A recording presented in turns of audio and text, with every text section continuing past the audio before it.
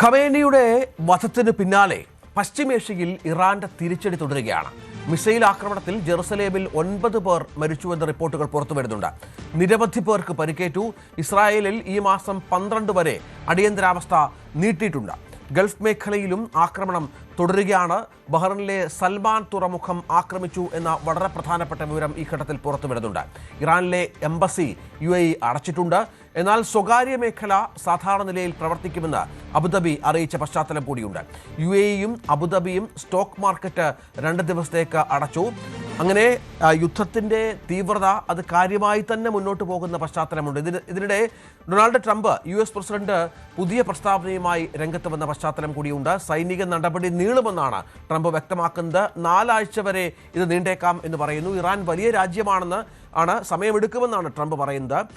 ട്രംപിന്റെ വാക്കുകളിലേക്ക് ഒന്ന് പോകാം.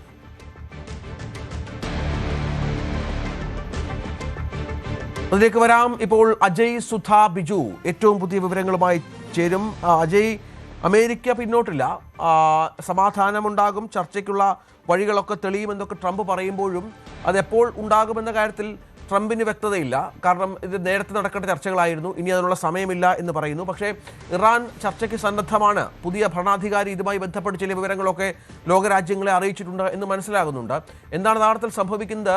യുദ്ധത്തിൻ്റെ തീവ്രത അതേപടി തന്നെ തുടരുകയാണോ? യുദ്ധം കൂടുതൽ മേഖലകളിലേക്ക് വ്യാപിക്കുന്ന ഒരു കാഴ്ചയാണ് നിലവിൽ കാണാൻ സാധിക്കുന്നത്. നിലവിൽ ഈ ലെബനനിലുള്ള ഹെസ്ബുള്ള ഗ്രൂപ്പും കൂടി ഈ ആക്രമണത്തിൽ പങ്കാളിയായിട്ടുണ്ട്. അവർ കഴിഞ്ഞ ദിവസം ഒരു ഇസ്രായേലി ബേസ് കേന്ദ്രീകരിച്ച് ആക്രമണം നടത്തിയിരുന്നു. അവർ പ്രധാനമായിട്ടും ആക്രമണം നടത്തിയത് ഹൈഫ ബേസിലുള്ള ഒരു സൈനിക കേന്ദ്രത്തിന് നേരെയായിരുന്നു അവർ ആക്രമണം നടത്തിയത് എന്നാണ് ഈ ഹെസ്ബുള്ള അവകാശപ്പെടുന്നത്. എന്നാൽ ഇസ്രായേൽ പറയുന്നത് ഈ ആക്രമണത്തിൽ മറ്റ് നാശനഷ്ടങ്ങളൊന്നും സംഭവിച്ചിട്ടില്ല, നാശവും ഉണ്ടായിട്ടില്ല. ഈ ആക്രമണം അത് ഉണ്ടാകുന്നതിന് മുൻപ് തന്നെ തടയാനായിട്ട് ഇസ്രായേലിന് സാധിച്ചു.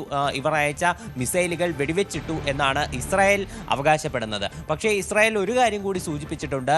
ഈ ലെബനനിൽ ഈ ഹെസ്ബുള്ളക്കെതിരെ തങ്ങൾ ആക്രമണം കടുപ്പിക്കും, ഇവരെ ഇസ്രായേലിനൊരു ഭീഷണിയാകാൻ അനുവദിക്കില്ല എന്നാണ് ഇസ്രായേൽ പറഞ്ഞത്. ഒരു ഹൈ ഫോഴ്സോടുകൂടി അവരെ ആക്രമിക്കും എന്നതാണ് ഇസ്രായേൽ ആർമിയുടെ സ്റ്റേറ്റ്മെൻറ്റ്. അതിനായിട്ടുള്ള നടപടികൾ ഇതിനോടകം തന്നെ തുടങ്ങിയിട്ടുണ്ട്. ലെബനനിൽ ഇപ്പോൾ ആക്രമണം ആരംഭിച്ചിട്ടുണ്ട് എന്നാണ് അറിയാൻ സാധിക്കുന്നത്. അത്തരത്തിൽ യുദ്ധം കൂടുതൽ മേഖലകളിലേക്ക് വളരെ ശക്തമായി പോകുന്ന ഒരു കാഴ്ചയാണ് നമുക്ക് കാണാൻ സാധിക്കുന്നത്.